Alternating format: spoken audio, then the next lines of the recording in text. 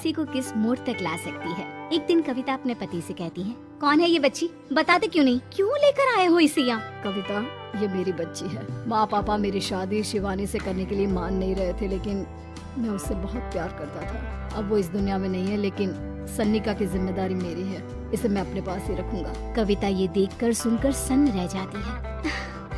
कैसी बात कर रहे हैं आप, लोग क्या कहेंगे, मैं कैसे इस बच्चे के साथ जीवन चलाऊंगी? देखिए, इसे देखकर मुझे टेंशन हो रही है। आप इसे ले जाइए यहाँ से, मेरी भी तो बेटी है, मैं उसका हक कैसे मार दूं? दिनेश कविता को किसी तरह समझा लेता है। देखो सन्निका, ये आज से तुम्हारी माँ है, इन्हें तुम्हें माँ कहना है। कविता को तो सन्निका को देखना भी गवारा नहीं है, फिर वो उसकी माँ कैसे बन पाती? और शायद दिनेश भी ये हकीकत जानता था। कुछ साल बाद देखिए, अब राधिका बड़ी हो गई है, उसके लिए किसी अच्छे घर का रिश्ता देखिए ना, शादी तो करवानी है ना। हाँ, लेकिन सन्निका उससे बड़ी है, पहले तो उसकी शादी तय करेंगे ना। जमाना जानता है कि वो एक नाजायज लड़की है, कोई उससे शादी क्यों करेगा? ऐसे भी आता है क्या उसे, जो कोई उसे अपने घर की बहू बनाएगा? तभी वहाँ सन्निका आ जाती है। पापा, मुझे स्कॉलरशिप मिल गई है, आगे का सारा खर्चा यूनिवर्सिटी वाले उठाएंगे, मैं कल ही वहाँ हॉस्टल में शिफ्ट हो रही हूँ। लो, सुना दिया ना फैसला। अरे अब क्यों शिफ्ट हो रही हो, पहले ही हो जाती शिफ्ट, दुनिया में यूं कॉलिक तो ना होती हमारी। क्या यार कविता, एक तो खुशी की बात है कि लड़की को कुछ आगे बढ़ने पढ़ने का मौका मिल रहा है, लेकिन नहीं, तुमको तो केवल ताना मारना ही आता है। जाकर देखो शिवानी क्या कर रही है। अरे हाँ, मैं शिवानी को दूध देना भूल गई, वो कैसे उठेगी?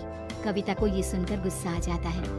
हाँ, अपनी किताबों से फुर्सत मिले तब ना, मेरी बेटी ना कुछ खाए ना कुछ पिए, यही तो चाहती हो तुम। सन्निका, जिसने कभी कविता से बात ही नहीं की थी, क्योंकि वो उसे हमेशा कोसती, वो वहाँ से बिना कुछ कहे निकल जाती है। खाना तो पूरा बन गया, अब जाकर आराम से पैकिंग करती हूँ, कल वक्त से निकल जाऊंगी। देखिए जी, वैसे तो ये लड़की मुझे एक आंख पसंद नहीं, अपने कमरे में पैकिंग कर रही है। अरे मुझसे तो कभी बात भी नहीं करती। आप साफ साफ बोल दीजिए उसे कि घर से जाएगी तो सारा काम कौन करेगा, उसकी माँ। माँ का नाम सुनकर सन्निका भी वहाँ आ जाती है। नहीं, वो कैसे करेंगी, वो तो मर गई है ना। उस मनहूस औरत को मेरे घर में याद करने की कोई जरूरत नहीं है, समझी? वैसे भी ना होते हुए भी तेरी शक्ल में लगता है कि वो हमारे बीच में ही है, हमेशा से। तो ठीक है ना, जब जा रही हूँ तो क्यों प्रॉब्लम हो रही है आपको? सन्निका घर से निकल रही थी, कविता ना चाहते हुए भी सन्निका को रोक लेना चाहती थी, और वजह थी सिर्फ उसकी सोशल लाइफ का डिस्टर्ब हो जाना। किटी में कविता की सहेलियाँ कहती हैं, क्या बात है, तुम परेशान सी लग रही है, सब ठीक तो है ना? क्या हुआ, उस सन्निका ने फिर कोई तमाशा किया क्या? अरे नहीं, चली गई, वो तो ऑक्सफोर्ड की कोई NGO है, उसकी स्कॉलरशिप मिली है। मेरा भाई बता रहा था कि उसका तो फ्यूचर ब्राइट है। अरे चल ना, तुझे क्या, तेरा तो पीछा छूटा उससे। अरे कैसे क्या नहीं, घर का सारा काम करती थी, इसकी छोटी बेटी को भी तो उसी ने संभाला था। याद है, उसकी छोटी बेटी का जो केस हुआ था, वो भी अपने सर ले लिया था। हाँ, तो बदले में सारा खर्चा भी तो हम लोग ही उठा रहे थे ना। और पता है, वो मुझसे बात भी नहीं करती, जैसे पता नहीं मैं ही उसके माँ के मरने के लिए जिम्मेदार हूँ। अरे खुद को क्यों दोष दे रही है, तूने जो किया शायद कोई नहीं करता। कविता को समझ में नहीं आ रहा था कि उसके साथ ऊपर वाले ने ऐसा क्यों किया। वो शाम को घर आती है। आज तो बहुत खुश होगी तुम, एक बला से छुटकारा मिला ना तुमको।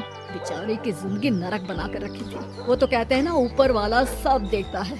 देखो, चुन लिया उसने अपना रास्ता। कविता का मन तो करता है कि वो पति को सब कुछ सुना दे, लेकिन सामने सास खड़ी होती है। ये तो है, बेचारे को खाना बनाने से लेकर घर के सारे काम करने पड़ते थे, बाहर का भी कोई काम होता तो वही देखती। अब देखते हैं घर का काम कैसे होता है। तभी कविता की बेटी उसके लिए चाय लेकर आ जाती है। लो माँ चाय, कैसी रही किट्टी? अच्छी थी बेटा, खाने में कुछ बनाया है क्या? हाँ, सन्निका दीदी जैसी ही सब्जी बना दी है, आप रोटी बना लो। और हाँ, कल मैं चली जाऊंगी इलेक्ट्रिक बिल और राशन लाने के लिए। अच्छा, पैसे मैं दे दूंगी। सन्निका कार्ड दे गई है ना?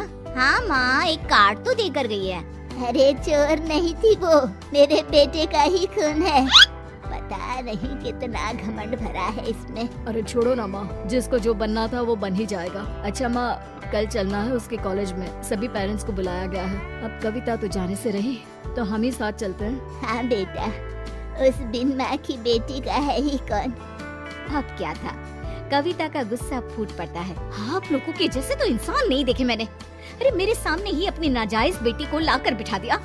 रोज मैं उसे देखती तो एहसास होता कि कैसे आपने मुझे इतना बड़ा धोखा दिया।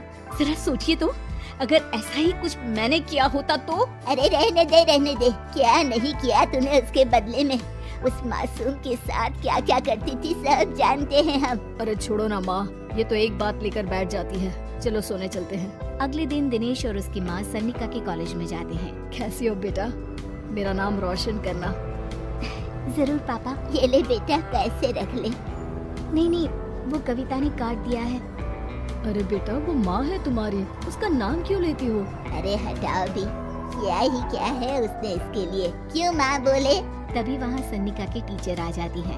सन्निका की माँ नहीं आई? जी नहीं, वो घर में बेटी है ना, सबका एक साथ आना तो मुमकिन नहीं था।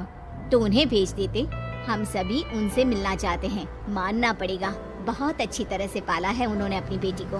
क्या घर का काम, क्या बाहर का, कॉन्फिडेंस तो कूट कूट कर भरा है। पैसे रुपये के लिए भी इसे किसी का मुंह नहीं देखना पड़ता। स्कूली शिक्षा भी लाजवाब है। पिता और दादी को एहसास होता है कि जिस कविता के पालन पोषण पर उन्हें हमेशा से शक रहा, वो सन्निका के भविष्य के लिए किसी वरदान जैसा साबित हुआ।